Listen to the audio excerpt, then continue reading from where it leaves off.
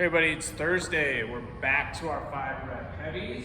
Today we're going to be testing our back squat next cycle, just so you have a glimpse into the next one that we start. We're not going to start it right away, but it's going to be front squat. We've seen back squat, front squat mix into these workouts, so you should have a little bit of familiarity with that front squat since we haven't done it in a while for strength, but we have in the workouts. For our back squat, 5-rep heavy.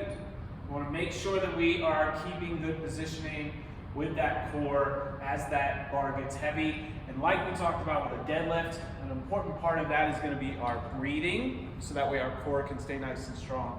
I like to think about pulling those elbows back as I grab the bar, so that way I'm keeping my chest up and everything is nice and tight here. But as I go down, as that bar gets heavy, we want to make sure we can keep that breath held through the sticking point of where we need to let it go. So as I go down, I'm gonna take that big breath, go down, I'm holding it, I'm holding it, I'm holding it. I come up, I don't need to let it go here if that's not my sticking point, or if I'm at the bottom and I always just let it go and come up, a lot of times we can lose that tension and have really bad form coming up. So I'm gonna do 1 rep without talking, hold that breath, and let it go as I'm nearing the top, or if I hit that sticking point at the bottom. For some of us, if it's heavy, it might be pretty soon after you hit the bottom, but don't let it go until you need to. And then make sure you come up, reset yourself, take a breath, hold the breath, get braced, and go again. Okay, you don't need to rush your 5-rep. You obviously can't take 30 seconds, but you shouldn't be totally rushing that 5-rep test, okay? Make sure you're braced on each one, because we're going heavy weight, increased risk of something going wrong with our form, increased risk of hurting ourselves, and we don't want that. Everybody knows that. We want to keep coming into the gym every day. For the workout, 12-minute AMRAP. We have 10 wall balls, 8 up downs to a target, 10 wall balls, 8 hand release push-ups. Our goal is going to be to get 4 to 5 plus rounds. This is going to become very shoulder intensive as we go. With the wall ball, I want you to think about this movement as a full squat into a push press.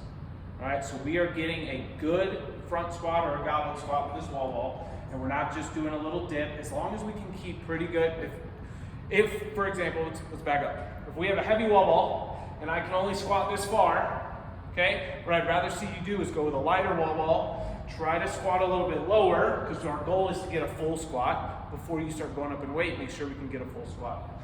And then it's a good full push press overhead with that one. So we'll take the ball. I want to have a good squat first, into my throw, squat, each time. Okay, we're going to stay nice and steady on that the entire time. 10 is very much doable to stay unbroken. You will then go up, down to a target, then 10 more wall balls, trying to keep that one unbroken, but you can't. But there are 20 in each round. Up, down to a target, we want to try to find a spot that's about 6 inches above our standing reach.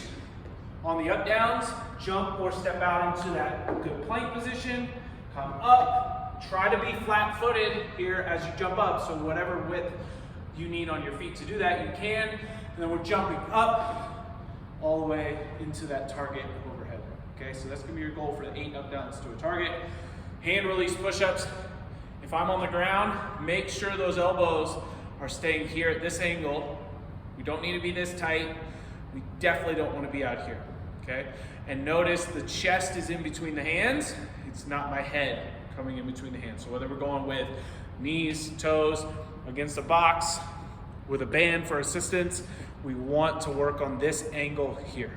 Okay, that's going to help us as we get to push-ups, but also anytime that we bench, anytime that we floor press, we're going to be working on that elbow angle right here. So make sure we're in that position on those hand release push-ups and break those up as needed throughout. All right, again, that's 4 to 5 plus rounds. We definitely want the wall balls unbroken.